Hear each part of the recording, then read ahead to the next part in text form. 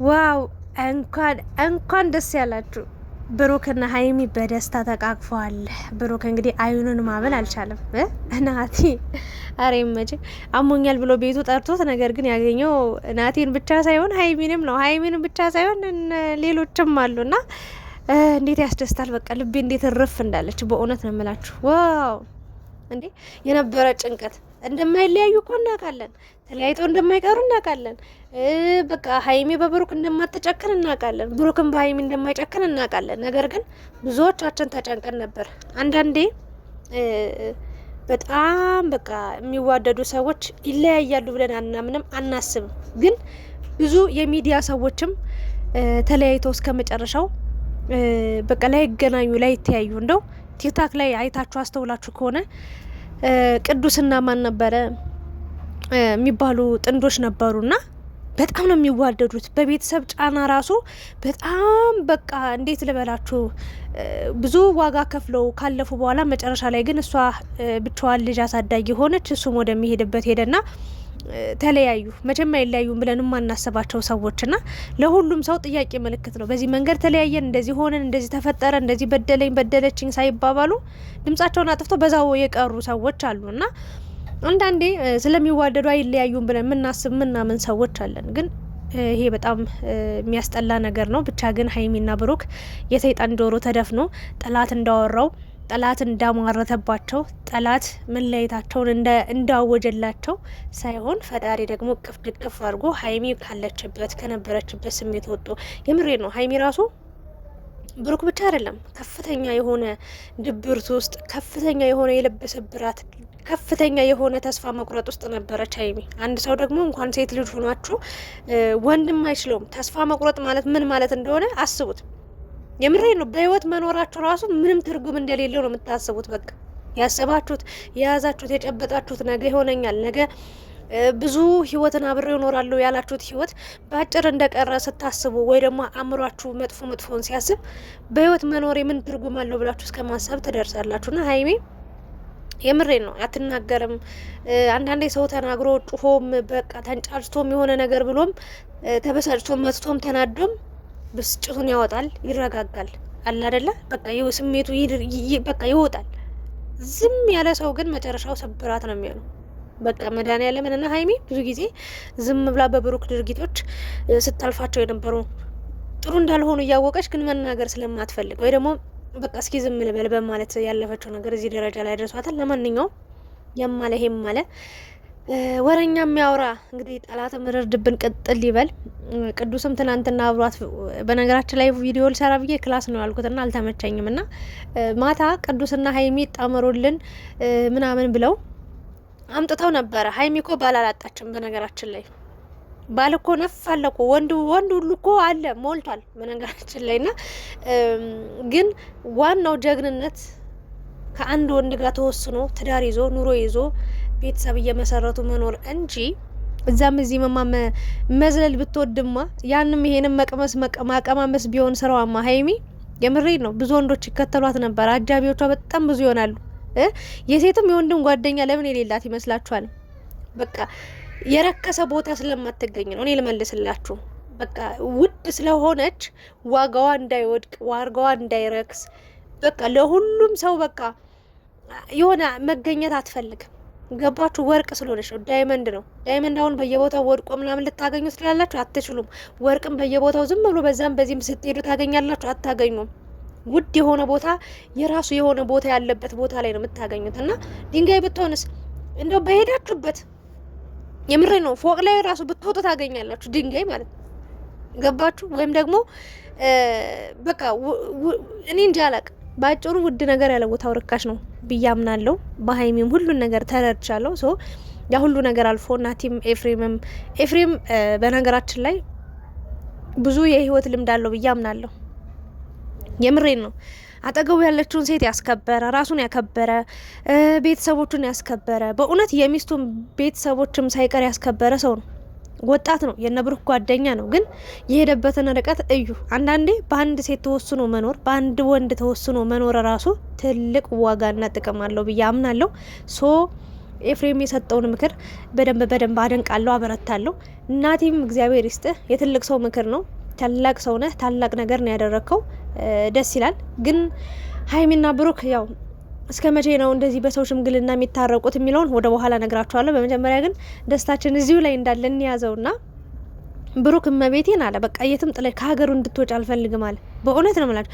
ሀገሩ የወጣ ሀገሩ እስኪመለስ ቢጭኑት አህያ ቢለጉሙት ፈረስ ነው የሚባለው። በቃ ከሀገራችሁ አንዳንዴ ስትወጡ እንኳን ሴት ልጅ ሆና ወጣም ማታቅ የትም ሄዳም ማታቅ በቃ እኔ እንጃ ከባድ ነው። ብሩክ እሷ እንዳትጎዳ ነው የፈለገው። በነገራችን ላይ በቅድሚያ እሷ ማታውቁ ሀገር ሄዳ ምን ይገጥማታል እንጂ ጥላኝ ሄደሽ ብቻ የለሆን ነው ብቻዋን ልትሆን ነው ምናምን ሳይሆን መጀመሪያ ሀሳቡ በቃ እኔ እዚሁ ሆና ብንጣል ብንደባደብ ይሻለኛል ነው ያለው። እና በጣም በትክክል ነው የተናገርከው ንግግር ብሩክ። እርግጥ ፈጣሪ አንድ ያደረገው ማንም ሊለየው አይችልም። አሁን ሀሰን ሀይሚዬ እንኳን መጣሽ እንኳን ብሩክና ሀይሚ የተታረቃችሁ እንኳን ደስ ያላችሁ ብሎ ሊመጣ ነው። ይሄ ወጥ እግር፣ ይሄ ሁለት እግር እግር ማለት ነው። የምሬ ነው፣ የግራ እግር እኮ ስለ ሀሰን በኋላ አወራላችኋለሁ። እና በደስታ ነው የተቃቀፉት። ሀይሚም ደስ ብሏታል።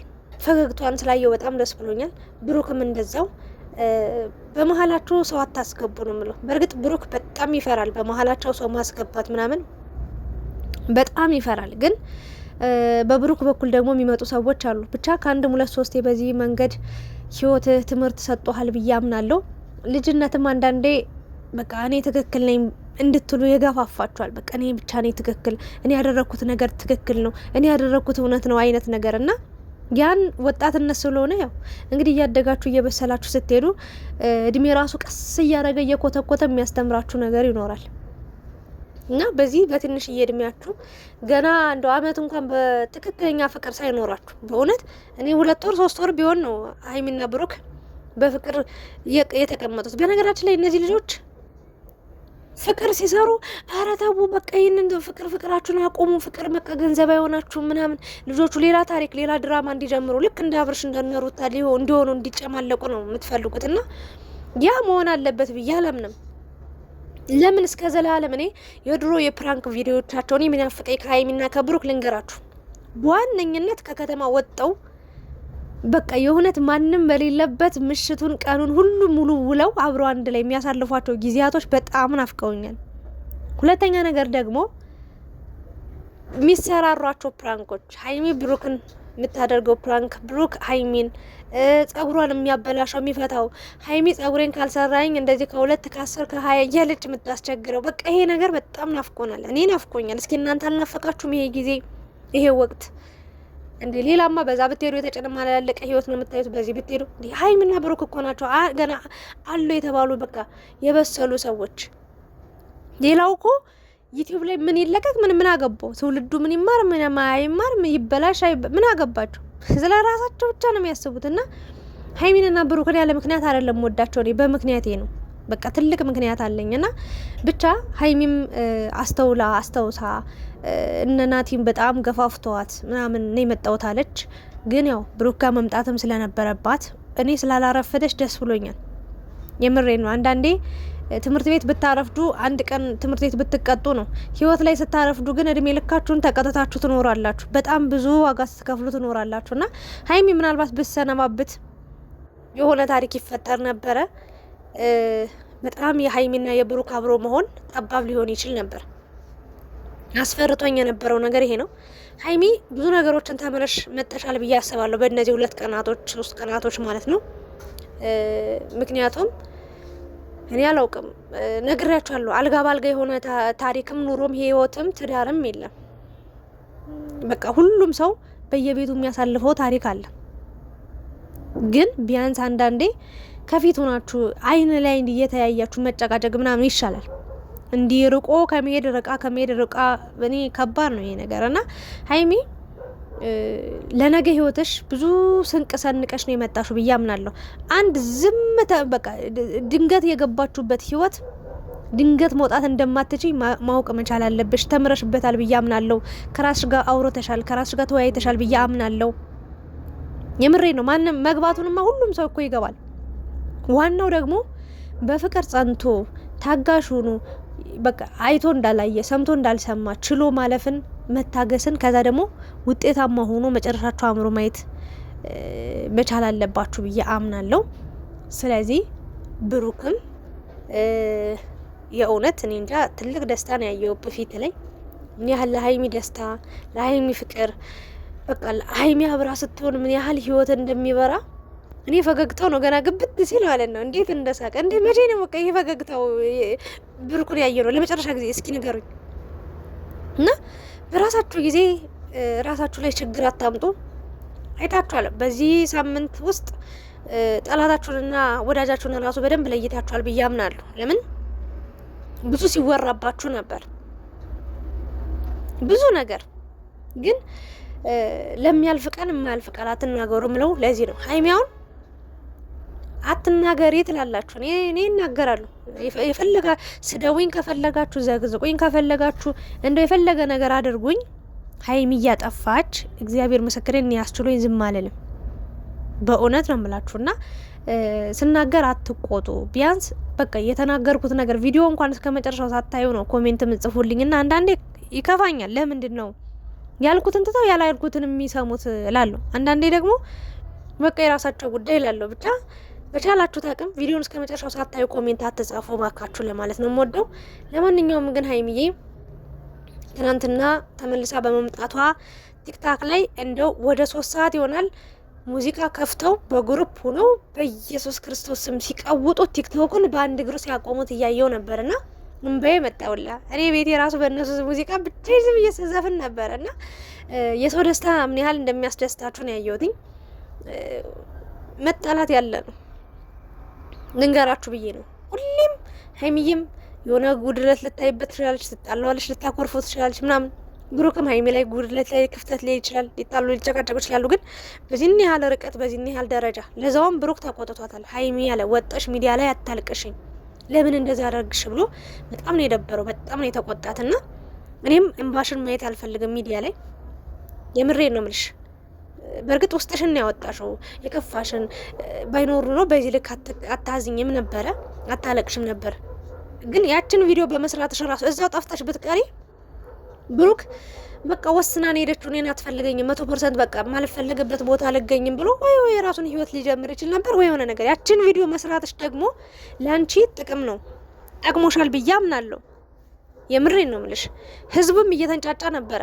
የእውነት ቆርጣ ወስና ብሩኬ በህይወቴ በቃ አስፈላጊ ሰው አይደለም ብላ አምና ወስና ሄደች ብሎ የሚያስብ ህዝብ፣ የሚያለቅስ የነበረው ህዝብ እንዲህ ሀይሚዬ ለካ ብሩኬን ትወዷለች ለካ ያለ ብሩክ አይሆንላትም እንዴ ምናምን ብሎ ሰው ሁሉ ተገርሞ ያየው ቪዲዮ ነውና፣ ግን ሚዲያ ላይ ወጣሽ እንደ አንድ ሴት ስብራትሽን፣ መከፋትሽን፣ ማጣትሽን እኔ አላቅ። ሀይሚዬ በጭራሽ ባክሽ ተከፍተሽ ማየት አንፈልግም። ሚዲያ ላይ ወጣሽ እንዳታለቅሽ። ብሩክም ብሎሻል በቃ እንደዚህ እንዳታረጊ ነው ያላት።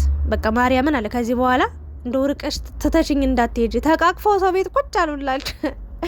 አረ ፍቅር ግን እንደው ይመቸው። የምሬ ነው እላችሁና ተመስገን ነው ፈጣሪ የተመሰገነ ነው። እግዚአብሔርን አለማመስገን አይቻልም። ፈጣሪ ይመስገን። በእውነት ሁላችሁም እያየው ነበረ። ሙስሊም ሆናችሁ አልሐምዱሊላህ ተመለሱ፣ ተገናኙ፣ አንድ ላይ ሆኑ፣ እግዚአብሔር ይመስገን እያላችሁ በየጸሎታችሁ በየሃይማኖታችሁ ስትጸልዩ ቆይታችሁ የሀይሚንና የብሩክን መገናኘት ደስታ እያበሰራችሁ ነበራችሁ።